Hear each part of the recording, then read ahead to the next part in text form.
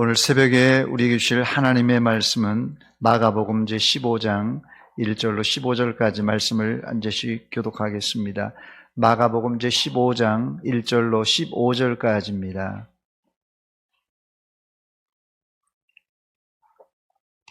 마가복음 제15장 1절, 제가 먼저 봅니다. 15절까지만 말씀을 한 절씩 교독합니다. 새벽에 대제사장들이 즉시 장로들과 서기관들 곧 온 공회와 더불어 의논하고 예수를 결박하여 끌고 가서 빌라도에게 넘겨주니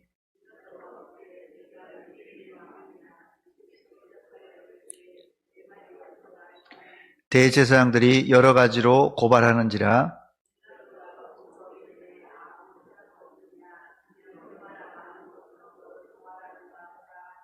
예수께서 다시 아무 말씀으로도 대답하지 아니하시니 빌라도가 놀랍게 여기더라.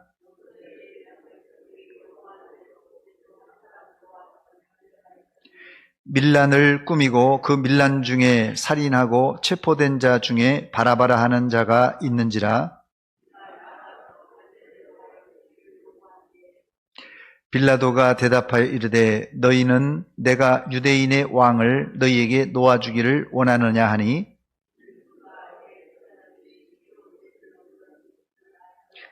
그러나 대제사장들이 무리를 충동하여 도리어 바라바를 놓아달라 하게 하니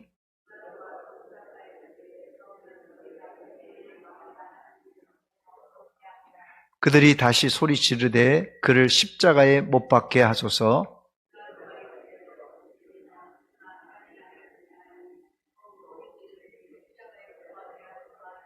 같이 읽습니다. 빌라도가 무리에게 만족을 주고자 하여 바라바는 놓아주고 예수는 채찍질하고 십자가에 못 박히게 넘겨주니라. 아멘.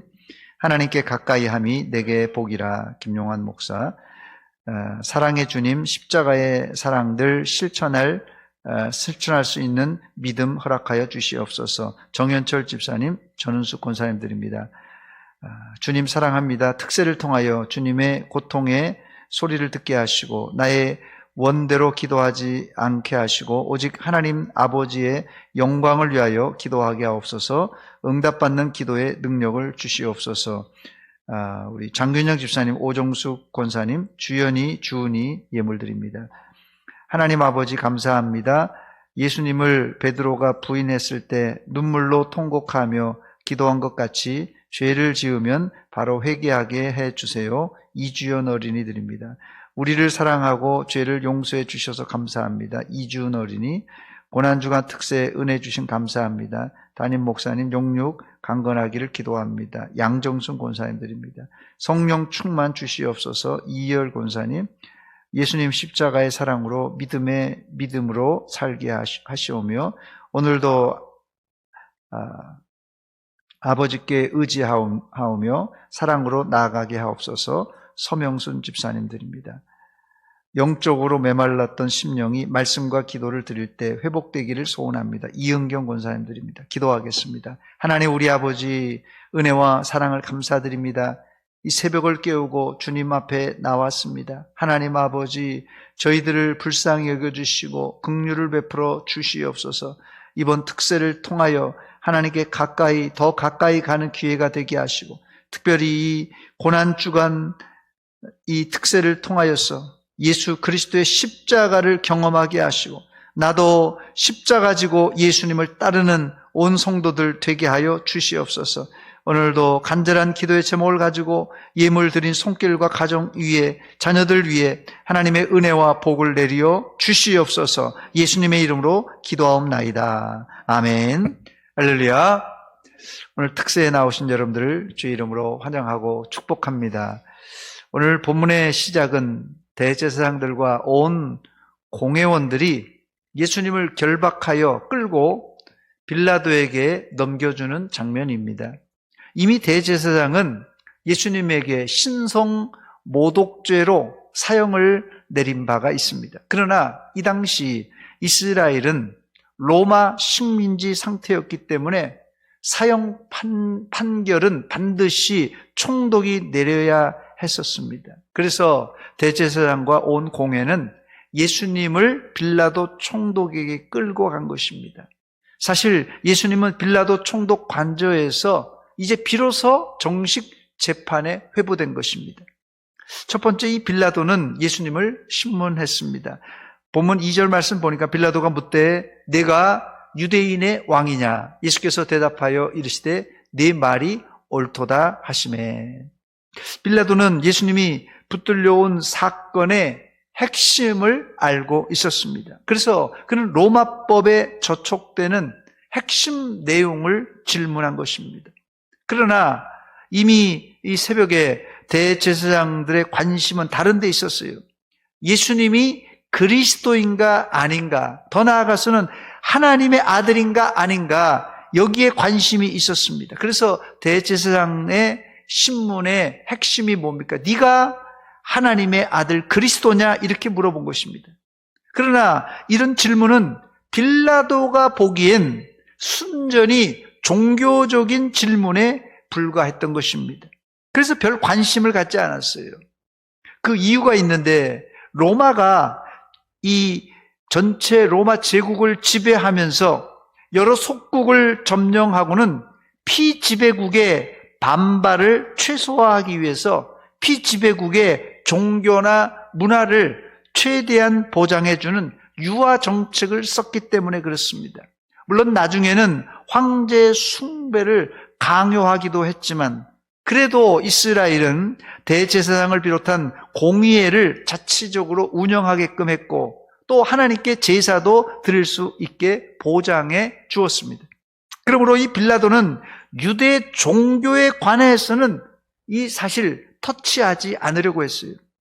결국 빌라도는 지극히 정치적이고 법적인 질문만 했는데, 그게 바로 네가 유대인의 왕이냐, 네가 유대인의 왕이냐라는 질문이에요.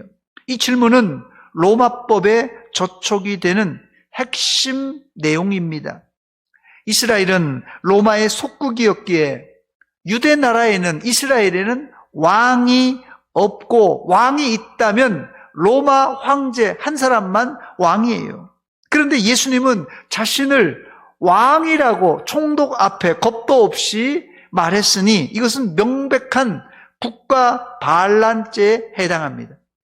이 한마디 진술로 예수님은 로마 정부를 전복할 의도를 가진 반역자가 되기에 충분했고, 이런 반역은 사형에 해당하는 진술입니다. 그러나 어찌된 일인지 빌라도는 쉽사리 사형 선고를 내리질 않습니다. 그러자 대제사장들이 안달이 나서 예수님을 고발하기 시작했어요. 본문 3절에 보니까 대제사장들이 여러 가지로 고발하는지라. 그렇다면 빌라도는 예수님이 명백한 역적이라는 진술을 확보하고도 왜 사형 선고를 내리지 않았던 것입니까? 그 이유는 성경에 자세히 나오지 않지만, 당시 빌라도도 유대 지역을 통치하는 총독이었기 때문에 예수님께서 3년 6개월 동안이나 유대와 갈릴리를 돌아다니면서 기적과 이적, 여러 가지 설교한 내용에 이 첩보를, 정보를 알고 있었을 것입니다. 그러나 빌라도가 수집한 첩보나 정보를 종합해 보면 예수님은 이 로마 정부를 전복할 혹은 쿠데타를 일으킬 그런 위인이 아니고 단지 이 유대인의 그런 어떤 지도자, 종교 지도자로만 생각했습니다. 더 나아가 대제사장이 예수님을 자신에게 넘겨주고 사형 선고를 내리라고 한 것은 이유가 있었는데, 바로 이 대제사장의 시기로 이런 일이 벌어졌다, 이걸 알고 있었어요. 자, 그러니까 종교 지도자 대제사장이 이 이스라엘의 모든 영적인 이 지도력을 해야 되는데, 예수님이라는 사람이 나타나가지고 기적과 이적을 하니까 결국은 이 제3자적인, 빌라도가 제3자적인 입장에서 볼 땐 아이고, 자기네들끼리 종교적인 지도자가 누가 지도자인가, 이거 가지고 싸우는구나, 이렇게 판단했던 것입니다. 그래서 본문 10절에 이런 말을 합니다. 그가 대제사장들이 시기로 예수님을 넘겨준 줄 알미라 그랬어요. 그렇습니다. 빌라도가 재판 과정과 그가 한 행동을 자세히 살펴보면 그는 상당히 신중하고 똑똑했던 것을 알 수 있습니다. 그래서 대제사장들의 이런 그 모의나 또 이런 계속 고소 고발에 휘둘리질 않았어요. 그래서 무죄한 예수님을 죽이는데 주저했던 것입니다. 두 번째, 여기까지는 잘했는데 빌라도는 군중들의 목소리에 무릎을 꿇고 말았습니다. 이스라엘엔 6월절이 되면 요즘 말하면 우리나라로 하자면 광복절 특사와 같은 죄수들을 사면해주는 관례가 있었습니다.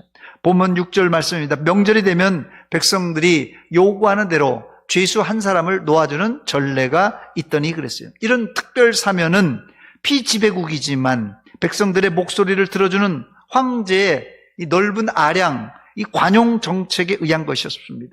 본문 8절에 보니까 무리가 나아가서 전례대로 하여 주기를 요구한데 이 무리들이 요구한 것입니다. 이때 빌라도는 이것을 이용해서 예수님을 풀어주려고 했습니다. 본문 9절입니다. 빌라도가 대답하여 이르되 너희는 내가 유대인의 왕을, 아주 예수님의 죄목을 아주 들먹여서 유대인의 왕을 너희에게 놓아주기를 원하느냐 이렇게 묻습니다.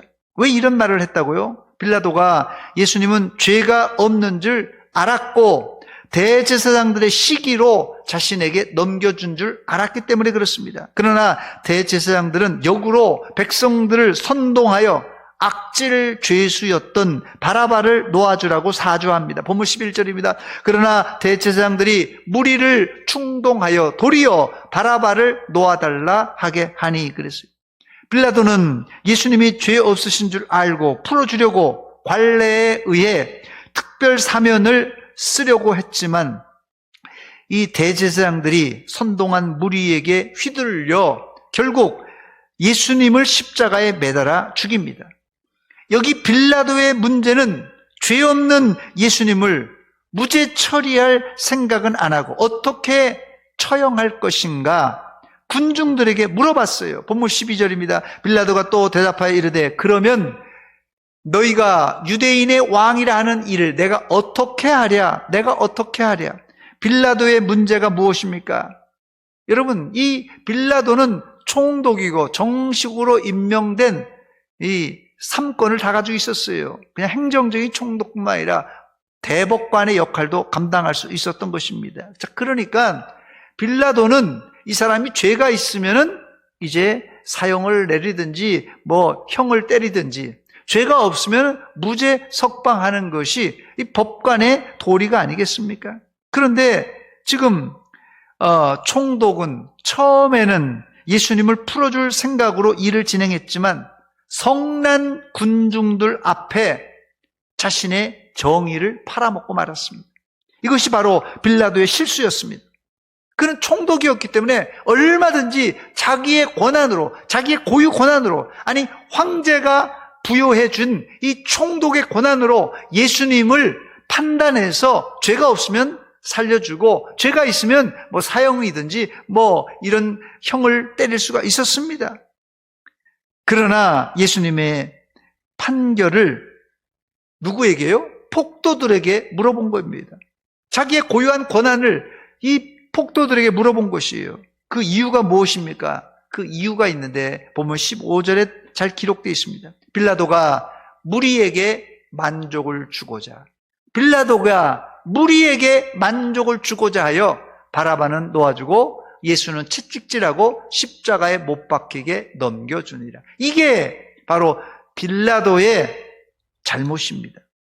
빌라도는 지극히 현실적인 사람이라서 밀란이 일어날 것을 우려해서 폭도들을 달래주는 차원에서 무고한 예수님을 십자가에 넘긴 겁니다. 여기 폭도들의 소리를 들어보시기 바랍니다. 본문 13절로 14절입니다. 그들이 다시 소리 지르되 그를 십자가에 못 박게 하소서. 빌라도가 이르되 어찌미냐 무슨 악한 일을 하였느냐 하니 더욱 소리 지르되 십자가에 못 박게 하소서. 빌라도 총독은 처음에는 이 폭도들의 이야기를 거부했지만 왜? 예수님이 죄가 없는 줄 알기 때문에요. 계속되는 폭도들의 요구에 결국 예수님을 십자가에 못 박게 넘겨주었습니다. 여러분, 법정에서 목소리 큰 사람, 여러 사람들이 목소리를 내면 그게 승리한다면 그 재판은 어용 재판입니다. 법정엔 뭐가 제일 우선입니까?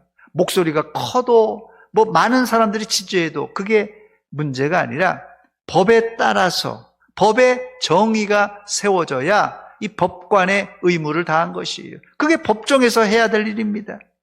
만약에 목소리 큰 사람이 재판에서 이긴다면 그거 법정이 아수라장이 될 거예요. 다수가 지지한다고 이게 법이 그 목소리대로만 진행이 된다면 이거는 완전히 불법입니다. 법 앞엔 평등해야 정의로운 법 집행이 되는 것입니다. 본문에는 안 나왔지만은 마태복음 27장 17절에는 빌라도의 부인이 사람을 보내서 예수님에게 어떤 안 좋은 결정을 내리지 말라 부탁하고 사정까지 했습니다. 마태복음 27장 19절의 말씀 보니까 총독이 재판석에 앉았을 때 그의 아내가 사람을 보내어 이르되 저 옳은 사람에게 아무 상관도 하지 마옵소서. 오늘 꿈에 내가 그 사람으로 인하여 애를 많이 태웠나이다.